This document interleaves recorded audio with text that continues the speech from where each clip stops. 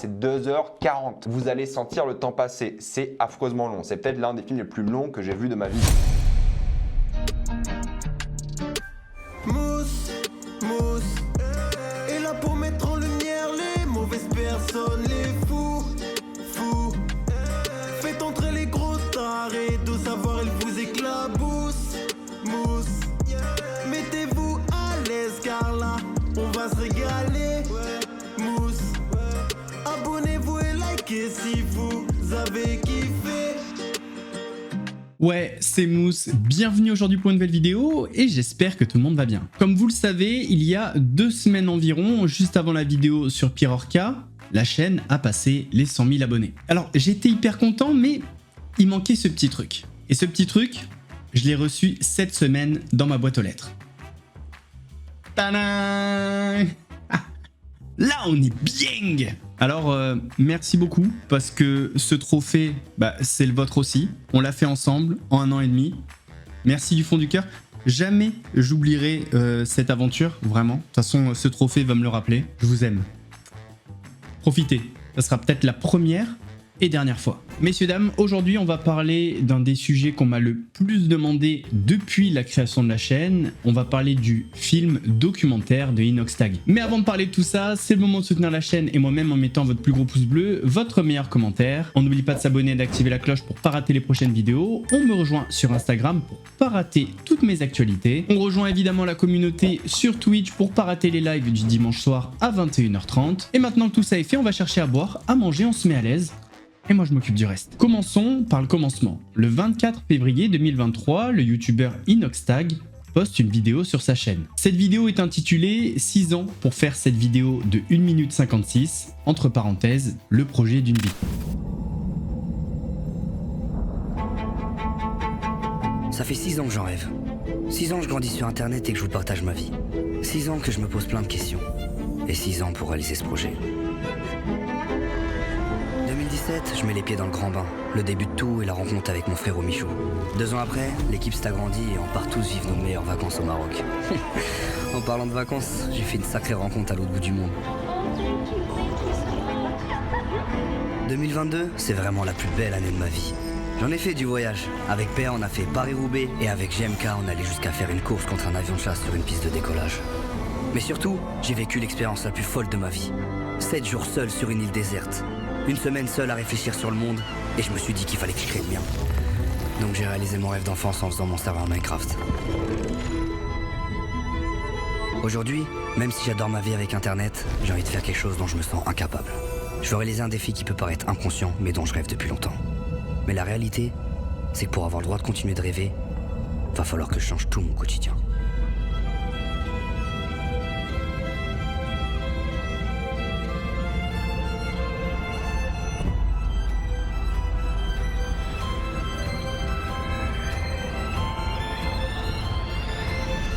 Le toit du monde. 8800 mètres à gravir. Un entraînement de toute une vie que je dois faire en 1 an. Que ça soit un échec ou une réussite, quoi qu'il arrive, rendez-vous en 2024, au pied du mont Everest.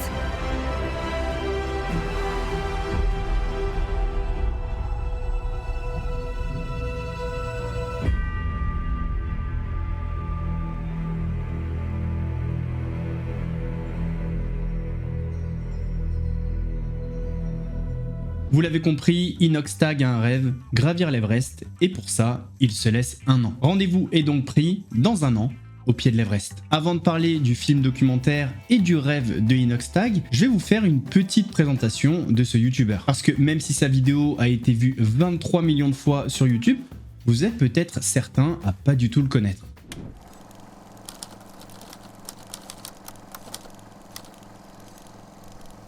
Inoxtag, de son vrai nom Inès Benazouz, est une personnalité française du web, principalement connue pour ses vidéos sur YouTube. Né le 2 février 2002, il s'est fait un nom très jeune sur la plateforme grâce à son énergie débordante et son sens de l'humour. Il fait partie de la nouvelle génération de créateurs de contenu qui a émergé à travers des vidéos divertissantes, des défis, des vlogs et des vidéos de jeux vidéo, notamment sur des titres populaires comme Fortnite et Minecraft. Inoxtag a commencé à publier des vidéos sur YouTube en 2015 alors qu'il n'avait que 13 ans. Il a d'abord posté des vidéos liées à ses jeux préférés, en particulier Minecraft, qui lui ont permis de gagner une audience fidèle. Tout le monde, on se retrouve pour ma première vidéo sur YouTube. Je m'appelle Inoxtag, on va faire du PVP, il y aura que du Minecraft sur ma chaîne. Voilà, j'ai assez dit des choses. Oui, c'est ma première vidéo, comme vous aurez pu le constater. On va faire un Hunger Game pour cette première vidéo. Il s'est rapidement lié d'amitié avec d'autres youtubeurs français comme Michou et Gotaga, ce qui lui a permis de se faire connaître davantage dans la communauté des joueurs. Avec Michou, il forme un duo très apprécié pour leurs vidéos collaboratives, souvent pleines d'humour et de défis amusants. Son style dynamique et ses vidéos variées lui ont permis de se démarquer des autres créateurs de contenu. Inoxtag est également réputé pour ses vlogs et ses vidéos où il se lance des défis extravagants, souvent pour faire rire ses abonnés. Parmi ses vidéos les plus populaires, on trouve des vidéos de défis extrêmes, des explorations et des vidéos où il pousse ses limites physiques et mentales tout en restant dans un cadre amusant. Au fil des années, il a su diversifier son contenu en passant de simples vidéos de jeux vidéo à des contenus plus variés qui lui a permis de toucher un public encore plus large. Aujourd'hui, Inoxtag compte plus de 8 millions d'abonnés sur YouTube et il est une figure incontournable de la scène francophone des créateurs de contenu. Son énergie, son positivisme et sa proximité avec ses fans en font un influenceur très apprécié, notamment auprès des plus jeunes. Son ascension rapide et sa capacité à s'adapter à différents types de contenus ont fait d'Inoxtag l'un des créateurs les plus populaires de sa génération en France. Avant de passer à toutes les polémiques qui entourent le film documentaire sur l'Everest et la performance d'Inoxtag, on va poser une toute dernière petite chronologie qui est assez importante je trouve. Pour gravir la plus haute montagne du monde, il faut se préparer, que ce soit physiquement, mentalement, mais aussi il faut avoir des notions d'alpinisme. C'est pourquoi pour cette aventure, le youtubeur a fait appel à Mathis Dumas, qui est un photographe mais également guide de haute montagne. Sur la feuille de route de préparation, il y avait plusieurs points de passage. On a par exemple en août 2023 l'ascension du Mont Blanc. Yes! Alors, J'en ai les larmes aux yeux là. tu C'est une sensation, un truc de fou, frère. mets ta masse, mon gueule. Tu mets de la pote. Frérot, c'est indescriptible, frère. C'est même pas. Je suis au bout de ma life, c'est juste. C'est un truc de fou. Mec, là, à l'heure J'ai actuelle, eu des frissons. Quand je suis arrivé là, j'ai eu des frissons. c'est quoi, t'es le plus haut gars d'Europe, là. Ça te suit, toi, ça? Puis il a fait le GR20 en Corse. Tu vois le panneau là? Oui. T'es prêt? Oui. 1, 2, 3. Let's go! Yes!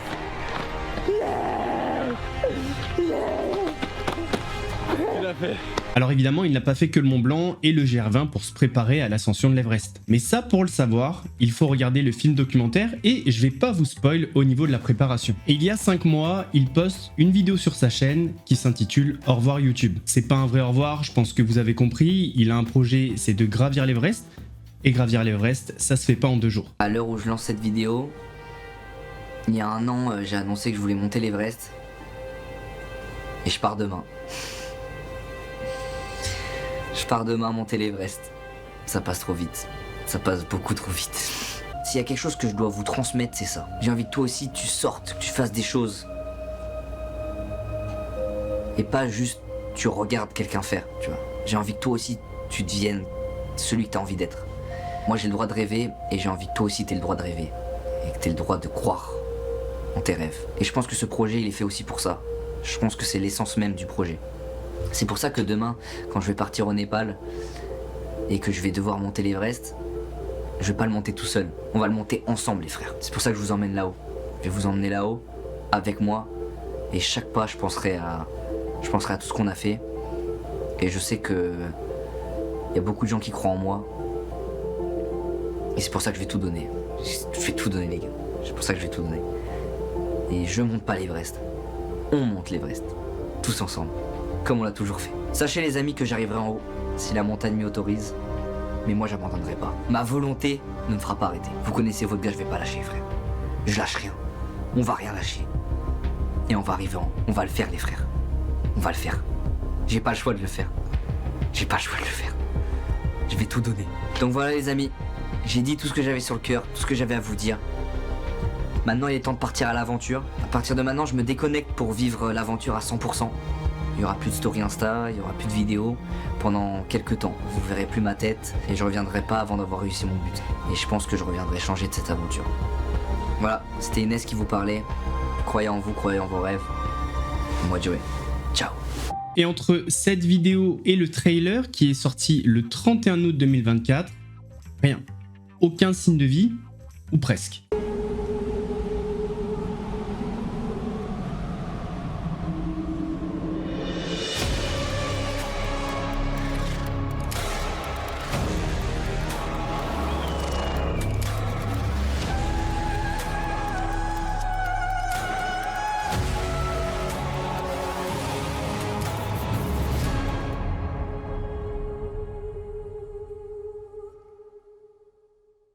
On est donc en septembre 2024 et le film Kaizen est sorti au cinéma et sur YouTube. Alors, dans les salles, c'est un carton, sur YouTube aussi, 25 millions de vues en 4 jours. On va dire qu'en termes de visibilité et commercialement, c'est incontestablement une réussite. Mais autour de cette réussite, il y a énormément de polémiques qui ont commencé à apparaître. Et ça date pas de la sortie du film documentaire, ça date d'il y a 1 an quand il a fait l'annonce de l'ascension de l'Everest. On va commencer par les critiques qui sont pour moi les plus pertinentes et on va aller aux critiques du coup les moins pertinentes. Commençons par l'environnement. On a beaucoup reproché à Inox l'impact négatif qu'il aura sur l'environnement de l'Everest. Le film est très bien fait, hein. Formidable ce film, c'est vrai. Il dénonce, mais n'y allez pas, n'y allez pas. C'est ça j'aimerais qu'il dénonce. N'y allez pas. Alors moi je suis allé, j'ai pollué. À l'époque, il y a 30 ans, 35 ans, on n'était pas conscient de tout ça, mais surtout, on était beaucoup moins nombreux. Donc lui c'est Pascal Tourner, un alpiniste et photographe de montagne très reconnu. Alors pour la petite histoire, il a gravi l'Everest en 1990 et ce sans oxygène, ce qui est une énorme performance. Et dans le passage que vous avez vu, il parle de pollution, d'environnement,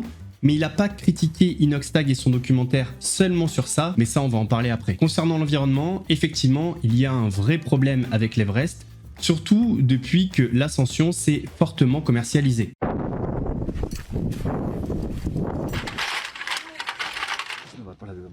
Pasang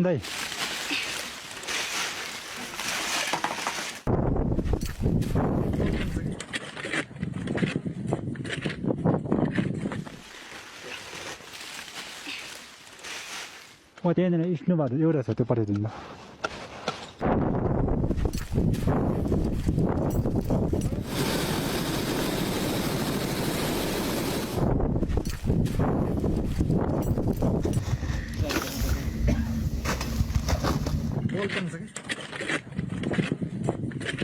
अब छिटै नै 3-4 दिनमा नै भइहाल्छ।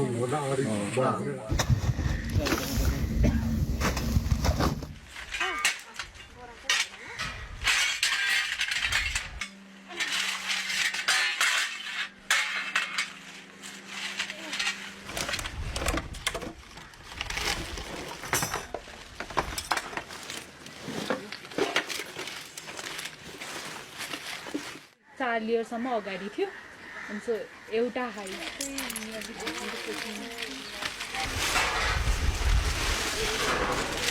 Voici la réalité de l'Everest, et d'ailleurs dans le film d'Inox, on le voit ça. Alors peut-être que le youtubeur ne s'est pas assez renseigné avant de faire l'Everest concernant toutes ces problématiques environnementales, ou peut-être qu'il le savait et qu'il a quand même décidé de faire son trip, ça j'en sais rien. Mais je trouve ça très dur que tous les alpinistes qui parlent d'environnement tombe sur Inoxtag, un minot qui a 22 ans, alors que la vraie problématique, c'est une problématique comportementale, c'est-à-dire que Inoxtag ne peut pas être garant, responsable de tous les agissements des personnes qui gravissent l'Everest. Alors, je suis d'accord qu'il y a forcément une empreinte carbone quand on fait l'Everest. Il faut aller au Népal, il y a un hélicoptère, etc., etc.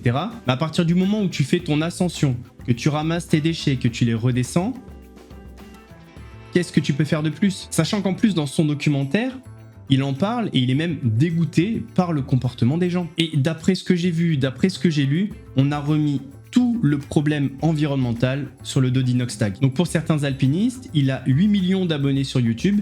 Les 8 millions vont avoir l'idée de faire l'Everest. Réponse de la France, non. Par contre, j'ai trouvé une personne sur Combini qui a parlé de ces problématiques avec beaucoup de bienveillance et qui a bien expliqué les choses. je vous propose de regarder. Je m'appelle François Carrel, je suis journaliste, alpiniste. J'ai consacré un livre à l'incroyable développement du tourisme de très haute altitude en Himalaya, qui est inédit dans l'histoire de ces grandes montagnes. Il est dans un volume d'accompagnement et de logistique, on va dire légèrement au-dessus de la moyenne. Et ils ont 3 Sherpas pour lui et son guide. Il a utilisé l'hélicoptère à peu près comme tout le monde. Il a des bouteilles d'oxygène un peu classiques. Il a 5 ou 6 bouteilles d'oxygène. Donc il n'est pas dans une démesure de moyens. Les Népalais sont capables de faire beaucoup plus. Il y a le prince de Bahreïn, il y a quelques années, s'est offert une expé avec... ils étaient une quinzaine et il y avait 160 Sherpas. Le budget était je crois, $200 000 par tête de pic. Ces pics de surfréquentation... ils génèrent des problèmes de sécurité et par ailleurs, on a évidemment des problèmes environnementaux. Donc, je ne vous parle pas du bilan carbone des gens qui viennent du monde entier pour venir à Katmandou, ça c'est une chose. Depuis Katmandou, depuis la capitale du Népal, ils vont voler en hélicoptère à l'entrée de la vallée. Au camp de base de l'Everest, on a un énorme village installé avec plein de gens qui travaillent, les groupes électrogènes à gogo, de l'hélicoptère qui ravitaille en produits frais, des petits hélicotaxis qui ramènent les uns et les autres quand ils ont envie d'aller se délasser à Katmandou. Donc on a quand même un problème majeur d'hélicoptère. On est dans un parc national quand même à l'Everest. Là, visiblement, la réglementation, ça inquiète personne. On a des hélicos dans tous les sens et de plus en plus. Après, il y a des questions de déchets.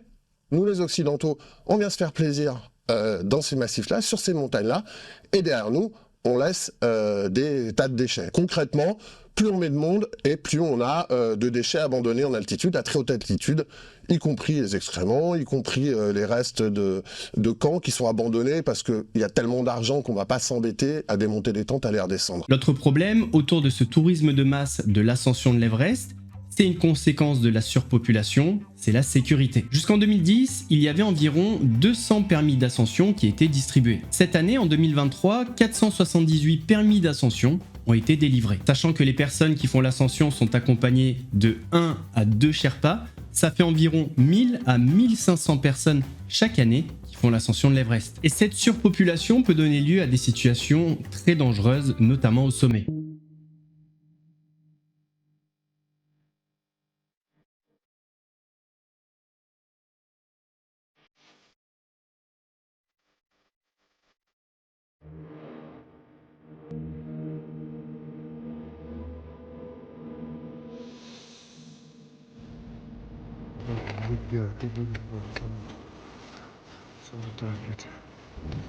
Camp 3 to Camp 4, there was too many traffic jam. Take me almost 10 hours to reach to Camp 4. In a good way, maybe like take you 5 or 6 hours. Like I took 4 hours more than, and in these 4 hours is the life, you know?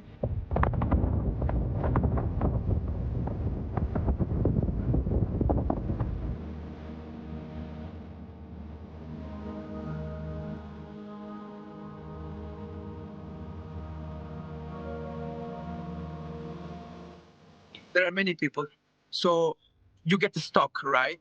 This is why also oxygen finish, because you get stuck. So you are having the oxygen, but you no walk, right? So this is why you finish. And also what happens is you do a wrong step, you can fall down. Maybe someone can push without intention, but push you because you are straight and you can fall.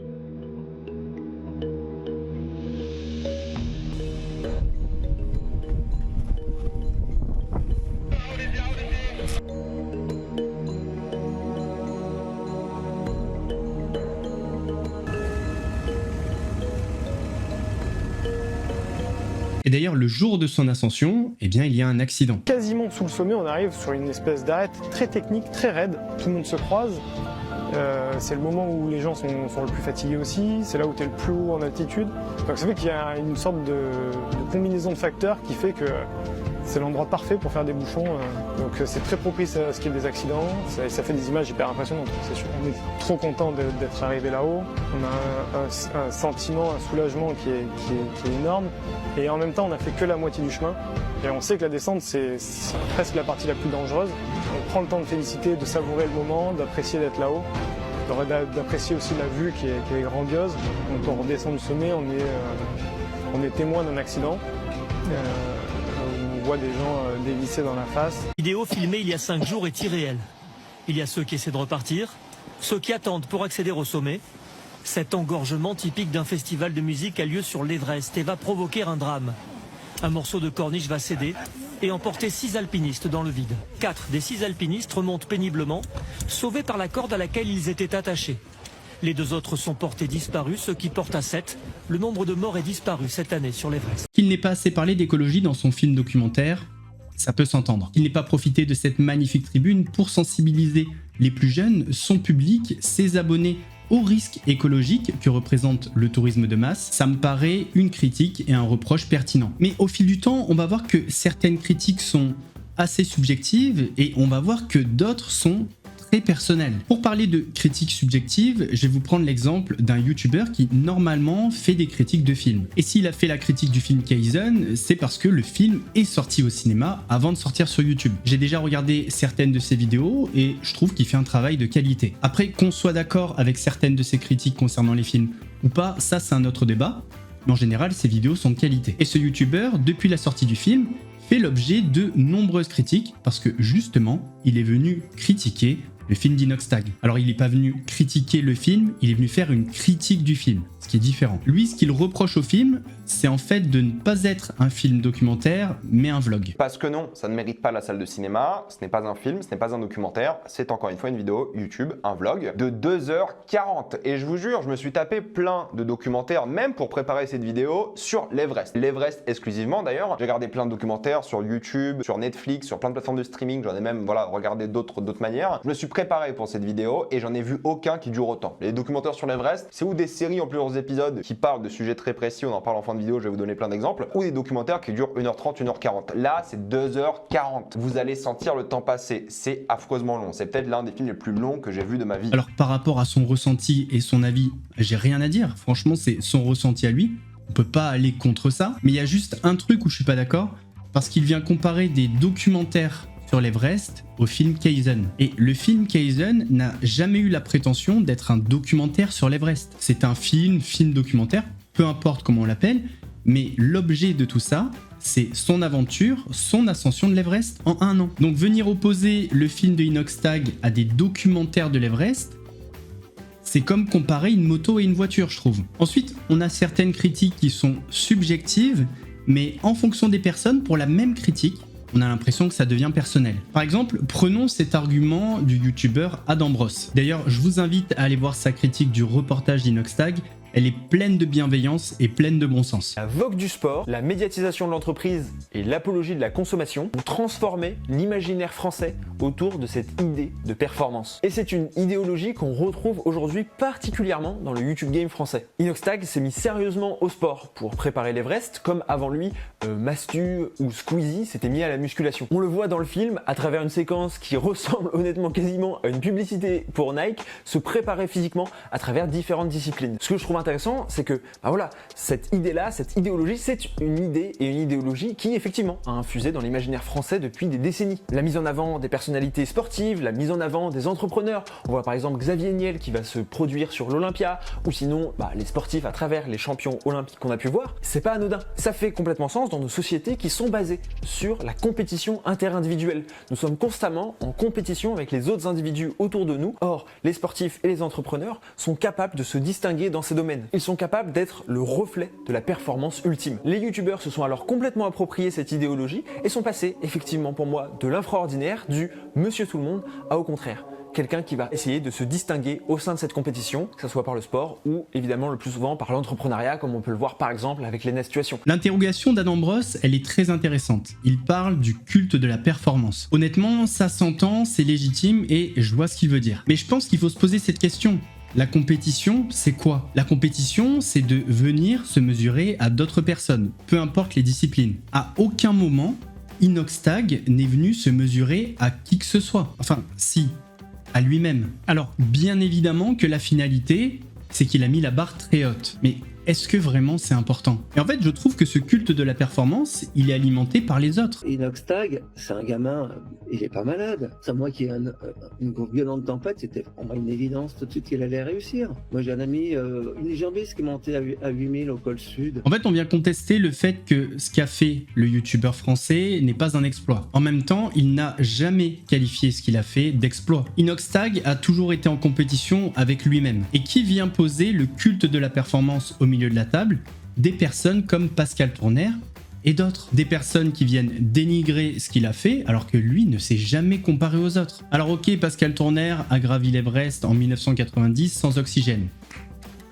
Chapeau à lui, qu'est-ce que vous voulez qu'on dise? Mais est-ce que comparer la performance d'un homme qui a dédié sa vie à la montagne et celle d'un youtubeur qui passe son temps à faire des vidéos, des tournages et qui a un an de préparation, est-ce qu'honnêtement, c'est intelligent de faire ça? En fait, ça n'a aucun sens. D'ailleurs, Pascal Tournaire avait même dit ceci concernant la performance d'Inoxtag. Aujourd'hui, gravir l'Everest avec de l'oxygène, c'est comme faire le Tour de France avec un vélo électrique. Alors déjà, c'est pas si mal de faire le Tour de France avec un vélo électrique. Je trouve cette comparaison complètement débile, alors je vais me permettre de faire la mienne. Gravir l'Everest sans oxygène alors que tu ne vis pas à la montagne et que tu as qu'un an de préparation, c'est comme sauter en parachute sans parachute. Parce que oui, il faut savoir que seulement 0,3% des gens qui arrivent au sommet de l'Everest le font sans oxygène. En fait, vous voulez quoi? Qu'un jeune de 22 ans ait 99% de chances de mourir? Encore une fois, comme le youtubeur l'a très bien dit, il n'est pas en compétition avec les autres. Est-ce que vous n'avez pas eu la sensation de tricher un petit peu en arrivant au sommet de l'Everest avec une assistance en oxygène? Moi j'essaye juste d'être meilleur qu'hier et j'essaie pas d'être meilleur que les autres ou de me comparer. Il y a des alpinistes qui ont réussi le sommet sans oxygène, je pense à David Gautler et je cherche pas forcément à me comparer et encore une fois il y a tellement d'alpinistes qui sont beaucoup plus forts et même le sommet de l'Everest, c'est pas du tout le sommet le plus dur au monde. Qu'est-ce que vous leur dites aux 22 millions de personnes qui ont regardé votre documentaire? Vous leur dites allez-y vous aussi montez l'Everest? C'est pas ça le message du doc, ce que les gens vont retenir à la fin, en tout cas mes abonnés, non, c'est allez-y, croyez en votre rêve, chacun votre Everest, voilà. Everest, la montagne, en elle-même, c'est un symbole, et si vous avez envie, allez vous aussi à la montagne, découvrir la nature, vous rapprocher de ces moments-là, se déconnecter, se reconnecter avec la nature. Et il y en a beaucoup qui m'ont dit, voilà, il y a des parents après le doc qui m'ont envoyé des messages, ils m'ont dit, ouais, mon fils, il m'a proposé d'aller faire une rando de 10 heures avec lui demain dans la ville, et j'y suis allé, j'ai passé un moment avec mon fils et je suis heureux. Et il y a plein de gens qui m'ont dit, ah, Inox, moi, mon rêve, c'était d'être peintre, et bah, je vais y aller. C'est ça, en fait, le but. Pareil sur Twitter, plein de personnes viennent dénigrer la performance d'Inoxtag. Merci son argent, merci les Sherpas, merci la bouteille d'oxygène, merci à tout, sauf à lui. Mais il a quand même fait 7000 mètres sans oxygène, personne l'a porté, et il a fait face au même risque que les autres. On l'a vu tout à l'heure, sur cette ascension, 2 autres personnes sont décédées. Et que tu sois riche ou pauvre, les risques sont les mêmes pour tout le monde. Donc voilà, j'ai pas vraiment compris pourquoi on vient dénigrer comme ça ce qu'il a fait, et pourquoi on parle de culte de la performance alors que lui, il est en compétition avec personne. Et c'est ça le message de Kaizen. Le message de Kaizen, c'est chacun son Everest. Moi, c'est une phrase qui me parle parce que c'est une phrase que j'utilisais beaucoup à l'époque quand je faisais du rugby. Parce que le Graal pour les joueurs de rugby, c'est le bouclier de Brennus. Sauf que malheureusement, on n'a pas tous le niveau pour jouer en top 14. Donc chacun son niveau, chacun son Graal. À chacun son bouclier de Brennus. Si tu joues en 3e série et que tu soulèves le bouclier à la fin de la saison, c'est ton Brennus à toi. Pour comprendre ce que ça représente, la performance de gravir l'Everest, il faut savoir quand même quelques données. Le taux de réussite est entre 40 et 45%. Et ce taux-là a doublé en 15 ans. Entre 1990 et 2006, le taux a doublé. Parce que le chemin est sécurisé du sommet jusqu'en bas avec une corde, parce qu'il y a des Sherpas, parce qu'il y a de l'oxygène. Tout ça explique l'augmentation du taux de réussite. Cependant, plus d'une personne sur 2 n'arrive pas à atteindre le sommet. Rajoutons à ça le taux de mortalité qui est de 1%. Donc, sur 100 personnes qui vont faire l'ascension, une personne va décéder. Depuis 1953, on estime que 6000 personnes ont réussi à gravir l'Everest. Donc peu importe ce qu'on va dire, Inoxtag fait partie de ces 6000 personnes qui ont réussi à gravir l'Everest. Est-ce que l'argent l'a aidé à gravir l'Everest ? Oui, parce qu'il a pu se payer des Sherpas, il avait des bouteilles d'oxygène, donc effectivement, on va pas nier ça, ça l'a aidé. Est-ce que c'est l'argent qui a gravi l'Everest jusqu'à 7000 mètres sans oxygène ? Non. Est-ce que tout le monde arrive à gravir l'Everest ? Non. Donc, tout est relatif. Effectivement, ce qu'il a fait, c'est pas une performance, c'est pas un exploit pour Pascal Tournaire, mais c'est un exploit pour lui qui est streamer, youtubeur, qui passe ses journées devant l'ordinateur. Pour lui, c'est un exploit.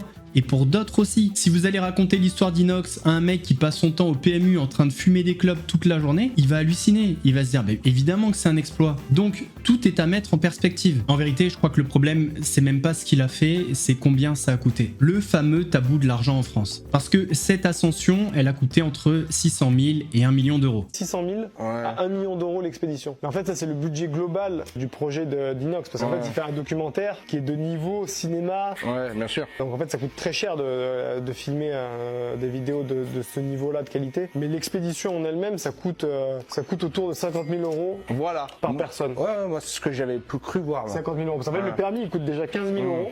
Et après, tu vois, il faut que tu payes la bouffe, il faut que tu payes la nourriture pour 2 mois, il faut que tu payes les bouteilles d'oxygène, il faut payer les Sherpas, il faut payer... T'as plein de choses à payer sur place parce que ça dure quand même 2 mois. Après, t'as tous les transferts aussi sur place à payer. T'as tout le matériel du camp de base qui est monté avec des yaks. Donc ça, il y a quand même un vrai coût. Donc oui, effectivement, il avait une logistique bien plus importante qu'une personne lambda qui fait l'Everest, mais cette logistique supplémentaire ne l'a pas aidé à monter plus facilement, c'est juste pour documenter tout ça. Les caméramans, les vidéos, le droniste, etc. Et puis j'ai envie de vous dire, c'est son argent, il fait ce qu'il veut. Jusqu'à preuve du contraire, il n'a pas fait de cagnotte, il n'a pas fait de braquage, c'est le fruit de son travail sur YouTube. Je pense que vous aimeriez pas que je vous dise comment dépenser votre argent, alors pourquoi le faire avec lui? On lui a ensuite reproché d'avoir invisibilisé les Sherpas par exemple. On lui reproche de trop peu les montrer dans le reportage, de trop peu en parler. Et ça en vrai, ça peut s'entendre, mais qu'est-ce que vous aimeriez en fait? Je crois qu'il y a une notion qu'il faut avoir en tête aussi. Là c'est un film, il y a peut-être, j'en sais rien, 50 heures de vidéo et on en a fait que 2 heures. Il y a peut-être plein de rushs où en fait on voit Inox avec les Sherpas, d'ailleurs on les voit quand même pas mal dans le reportage, mais bon peu importe. Et il faut avoir aussi conscience d'une chose, c'est que même après son aventure, Inox n'a pas oublié les Sherpas. Il les a invités à la projection du film. Voilà, les ascensions dans l'Himalaya, c'est quelque chose de très compliqué. Et il y a des héros qu'on oublie et que j'aimerais pas oublier ce soir. Alors ils ont pris l'avion, ils sont venus juste pour vous. Faites un tonnerre d'applaudissements pour les Sherpas!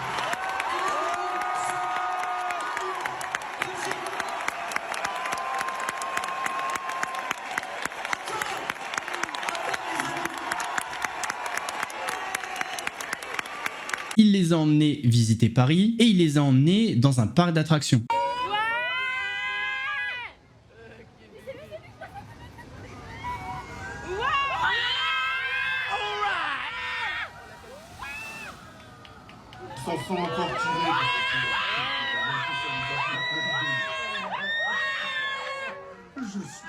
Et franchement, concernant les Sherpas, je trouve que c'est vraiment de la mauvaise foi. Il en parle très souvent, même après l'aventure, on voit qu'il les a pas oubliés. Retenez du positif un peu, s'il vous plaît. D'ailleurs, ce qui est ouf, c'est qu'on a des gens qui parlent à la place des Sherpas. Donc, ce que vous pouvez faire, c'est aller voir les Sherpas et demander comment Inox les a traités. Et là, s'ils ont des doléances, ça sera pertinent. Mais si vous les respectez, parce que vous parlez de respect des Sherpas, arrêtez de parler à leur place. Et je vais prendre notamment l'exemple de ce YouTuber qui, d'habitude, j'aime bien ce qu'il dit. Mais là, pour moi, il est allé un petit peu trop loin. Gamin, et je suis désolé parce que c'est un adulte, mais il fait très gamin dans le documentaire. Il est d'ailleurs assez détestable et insupportable. Il fait vraiment très gamin pourri gâté riche. Et le pire, c'est qu'il va le dire à un moment. Putain, je suis pourri gâté. Mais il se remet pas en question. Tu sais, il en parle pas. Il y a pas d'évolution, de développement de personnage, entre guillemets. Il réalise pas qu'il est pourri gâté. Mais il le dit à haute voix. Donc il réalise en théorie. Et pourquoi il réagit pas par rapport à ça? Pourquoi il change pas son comportement par rapport à ça? En fait, c'est hyper intéressant comme étude psychologique parce que tu dis que le mec est très conscient des soucis qu'il a, mais il change rien, il s'en fout. Et ça le rend détestable, au fait. Et c'est quelque chose qui arrive malheureusement tout le temps. Et c'est ça qui est hyper dommage. C'est qu'à la fin du documentaire, tu peux pas l'apprécier ce mec. Tu te dis ok, mais c'est pas possible parce qu'il te fait la morale tout le temps. Il dit croyez en vos rêves alors qu'en réalité, ce qu'il vient de faire là, c'est pas du tout motivant parce que il a le temps illimité, l'argent illimité, les ressources illimitées, des gens, des spécialistes qui viennent l'aider. Je sais pas s'il les a payés ou pas, ils sont juste là pour l'aventure ou le business ou la pub ou juste pour le kiff. Je juge pas. Mais il a ce côté très tout le monde peut le faire. Alors qu'il vise déjà le sommet. Tu as 22 ans, viser le sommet, il y a un truc très déconnecté. Je crois qu'il faut doser sur le côté psychanalyse, les soucis qu'il a, etc. Oh, il a 22 ans, tranquille, enfin vraiment tranquille. Faut se souvenir comment on était à son âge. Alors, c'est vrai que dans une séquence, Inox dit qu'il est pourri gâté. Parce qu'il y a des gens qui se lèvent tôt pour travailler et lui, il se plaint parce qu'il a une vidéo ou un live à faire. Et encore une fois, c'est très compliqué de savoir s'il a évolué ou pas. Nous, on juge par rapport à des images, mais comment il est dans la vraie vie, comment il est dans sa tête, c'est extrêmement dur à savoir. Et encore une fois, ce que je trouve dommage, c'est de dire « Ouais, il est pas motivant parce qu'il a les ressources illimitées, truc machin. » Bah, c'est pas motivant pour toi, en fait. Ouais, et c'est peut-être pas toi la cible au final. parce qu'il s'adresse à son public qui est jeune. Et oui, lui, il vise son sommet à lui, c'était l'Everest, mais comme il le dit tout le long du film, enfin notamment à la fin, chacun son sommet, chacun son Everest. Et de ne pas arriver à retenir ça, alors qu'il le dit à plein de moments, je trouve ça légèrement malhonnête. Mais tu sens pas cet amour pour lui. Au fait, t'as l'impression que ce film-là, c'était une thérapie de 2 heures où il a rien appris, mis à part qu'il faut poser son téléphone, avoir de l'argent pour partir en vacances, et ça le rend hyper déconnecté. Et je trouve que c'est pas un bon modèle pour la jeunesse, quoi. Ok, c'est pas un bon modèle pour la jeunesse. Mais imaginons que les jeunes prennent comme exemple Inoxtag. Qu'est-ce qui va se passer? Ils vont passer moins de temps devant leur téléphone portable et leur ordinateur, ils vont sortir dehors, ils vont profiter de la nature, faire du sport, se lancer des défis. Grâce à tout ça, ils vont sûrement repousser leurs propres limites. Ouais, t'as raison. C'est le pire modèle qui soit pour les plus jeunes. Non, faut savoir doser, vraiment. Que ce soit pas le meilleur modèle, ok, mais faut arrêter de le faire passer comme le pire modèle. Alors évidemment, il est pas parfait, il est peut-être maladroit sur certains aspects de sa communication ou certaines images qu'il a montrées. C'est sûr, mais comment on peut être aussi négatif par rapport à ce qu'il a fait et par rapport à son film? Et c'est là qu'on voit que c'est devenu personnel. Entre le nombre de tweets et de TikTok que ce youtubeur a fait sur Inoxtag, un pressing mais incroyable. Bon, un pressing qui rapporte des vues et de l'argent. Non mais je sais pas, faut savoir doser. Il a gravi l'Everest, il s'est lancé un défi, il avait un rêve, c'est le sien, il se l'est financé, bon avec des partenariats tout ça, mais en même temps ça nous regarde pas. C'est tout ce qu'il a fait. Et en fait on vient traiter tout ça comme si le youtubeur était parti d'en bas, en hélicoptère, un hélicoptère qu'il a déposé au sommet, et qu'ensuite il faisait une vidéo YouTube où il nous montre que le moment où il est sur le sommet, et qui nous dit qu'il a réalisé le plus grand exploit du monde. S'il vous plaît, dosez. Voilà, il a fait un truc qui est quand même bien en termes de performance. Juste bravo. Si vous dites bravo, vous n'allez pas exploser, promis. Quand tu vois sur Twitter une armée de golemons qui viennent dire que grimper l'Everest c'est facile, que tout le monde peut le faire, alors que ces mecs-là ils sont incapables de grimper leur propre femme, dosez, vraiment. Le positif. On parle pas d'un mec qui a escroqué ses abonnés, qui a volé, qui a tué, etc. Comment ne pas retirer du positif de tout ça? Ok, il a été maladroit sur l'environnement, sur l'écologie, c'est vrai. Cependant, ça a eu un mérite, celui de mettre sur la table ce problème écologique à l'Everest. Donc en fait, tout ça, ça a fait ressortir pas mal de choses. Il y a plein de personnes qui ont un très gros problème d'ego. En fait, ils ont énormément de mal à accepter qu'un minot de 22 ans ait accompli quelque chose de plus grand qu'eux. Ou alors ils ont du mal à encaisser le fait que ce minot vienne pas donner des leçons de morale, parce que quand on prend ça comme des leçons de morale, c'est qu'il y a un problème d'ego. Mais vient partager son expérience pour que les abonnés et les spectateurs viennent, comme lui, se dépasser à leur niveau et fassent des choses qu'ils pensaient impossibles. L'autre chose aussi, c'est que je pense qu'il y a une forme de jalousie, parce que l'Everest, ça a un coût, hein, c'est 60 000 € pour le faire, et je suis sûr que dans les personnes qui ont critiqué tout ça, il y en a plein qui avaient ce rêve de gravir l'Everest. Sauf que, par rapport au coût, c'est impossible, et ils ont un petit peu la haine que Inox puisse le faire, surtout à 22 ans. Autre chose aussi, j'ai l'impression que le dépassement de soi, pour certaines personnes, ça leur parle pas. En fait, j'ai vu beaucoup de personnes tourner en ridicule tout ça, mais en fait, c'était juste un moyen de se rassurer, parce qu'en fait, ils ne sont absolument pas animés par le dépassement de soi. Donc en fait, ils sont là en train de se convaincre eux-mêmes que se dépasser comme ça, se faire mal physiquement, etc., c'est complètement débile. Eh bien, vous avez le droit de le penser, mais comment pouvez-vous trouver du mauvais dans le dépassement de soi? En fait, c'est juste ça la question. Et dernier point, et ça me fait toujours rire, je pense que je vais en avoir dans les commentaires, mais quand tu viens défendre, prendre position comme ça, on va te traiter de faiseur de gâterie. Je pense que vous avez compris. Parce que oui, on peut pas apprécier une personne ou être inspiré par une personne sans lui faire des gâteries. C'est vrai que Mike Tyson, quand il dit qu'il a été inspiré par Mohamed Ali, il était à genoux en train de lui manger le cep. D'ailleurs, si vous avez le courage de lui dire, allez-y. Non mais voilà, faut arrêter avec ça en fait. Voilà, on a certaines valeurs, certaines choses qui nous parlent. Et c'est pas parce qu'on prend position ou qu'on est inspiré par une personne que forcément on va lui faire sa fête. D'ailleurs, je vais même vous avouer un truc. Inoxtag m'a inspiré. Alors pas pour mon combat, hein, parce que le combat c'était avant la sortie de la vidéo. En novembre, je pars à Tenerife avec mon meilleur ami. Et là-bas, il y a un volcan qui fait 3715 mètres. À la base, on devait monter en téléphérique et faire les derniers 300 ou 400 mètres en rando. Sauf que pour ce faire, il faut une autorisation et il n'y a plus d'autorisation. Donc le seul moyen de monter au sommet de ce volcan, c'est de partir de nuit et de faire l'ascension à pied en arrivant avant 9h. Bon, ça a des gros avantages parce que si t'arrives en haut, tu vois le lever du soleil, ça doit être incroyable. Et bah vous savez quoi, j'ai eu une pensée pour Inox quand je me suis dit mais c'est bon, on va le faire à pied. Alors c'est pas Inox qui m'a fait décider de le gravir à pied, mais ça a accéléré ma décision. Et bien évidemment que c'est pas un Everest, et même pour moi, c'est pas mon Everest. Mon Everest à moi, en tout cas pour l'instant, c'est mon combat du 26 octobre. Mais je pense que c'est ça l'esprit du film. Kaizen, c'est le fait de mettre le curseur toujours un peu plus haut, jour après jour. Et moi j'ai un message à passer avant la fin. Si vous voulez qu'on fasse des vidéos et qu'on détruise des gens, je suis chaud. Mais venez, on détruit des gens qui font des mauvaises choses. Des fausses cagnottes, des arnaques, des ventes de produits frauduleux, de la vente de contrefaçon, enfin, ce que vous voulez. Mais détruire un minot comme ça après ce qu'il a fait... Il n'y a pas un monde où ça doit exister. Laissons cette place au rêve, laissons les gens rêver, laissons les jeunes rêver. Parce que la vidéo d'Inox, elle est destinée aux jeunes, pas à nous. Mais c'est pas pour autant qu'elle ne peut pas avoir un impact positif pour nous. Alors il y a eu des critiques constructives, et ça c'est bien.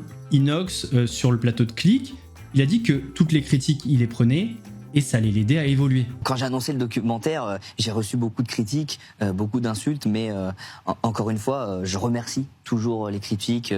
Moi, elles me permettent d'apprendre, d'évoluer, de me remettre en question, d'essayer de comprendre aussi d'autres avis. Et c'est pour ça, c'est dans l'objectif de devenir meilleur, d'essayer de traiter aussi de tous les sujets dans le documentaire, sur la surpopulation, sur ce qui se passe au camp 4, on a essayé de montrer la vérité, le vrai Everest, sans forcément dire voilà, c'est un truc de fou de faire le sommet. Non, ce qu'il faut retenir, c'est l'aventure. Il a écrit aujourd'hui, gravir l'Everest avec de l'oxygène, c'est comme faire le Tour de France avec un vélo électrique. Déjà, faut le faire. Déjà, c'est bien de faire le Tour de France en vélo électrique. Tu vois, c'est déjà rien que ça, c'est pas tout le monde qui irait le faire.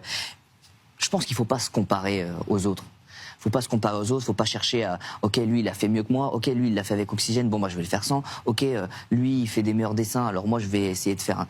Non, faut juste essayer d'être meilleur qu'hier, encore une fois, petit à petit, d'essayer d'évoluer jour après jour, et on se compare pas aux autres, quoi. Mais concernant les personnes qui lui font un pressing constant, avec 100 tweets sur lui, plus 10 TikTok, etc., oh, calmez-vous les gars, il a 22 ans. Personnellement, j'ai apprécié le film documentaire, j'ai passé un très bon moment. Contrairement à d'autres, j'ai pas vu le temps passer. Donc voilà, c'est que du positif pour moi. L'ascension de l'Everest, honnêtement, c'est presque anecdotique. Le plus intéressant, c'est la préparation, c'est toutes les montagnes qu'il a gravies avant, comment il s'est préparé à réaliser son rêve. Ça, pour moi, c'est le plus intéressant. Alors, je vais pas conclure la vidéo comme d'habitude, je vais juste vous inviter à aller voir le film documentaire d'Inoxtag. Franchement, il vaut le coup. Et on terminera sur la conclusion de son film, qui a fait écho en moi, et ça sera peut-être votre cas. Prenez soin de vous, on se retrouve très vite, et surtout, n'oubliez pas que vous êtes bien plus fort que ce que vous pensez. Et c'est ça, Kaizen. C'est ça le nom du documentaire. C'est pour ça que je l'ai appelé Kaizen. Ça veut dire s'améliorer jour après jour. Devenir meilleur petit à petit. Petit pas par petit pas, tu gravis les plus hauts sommets. Mousse et sa moustache, c'est la classe à l'état pur. Il traque les influenceurs qui aiment sans murmure avec son style et son panache. Il éclaire nos écrans, il dit tout haut ce que tout le monde pense tout bas tout simplement.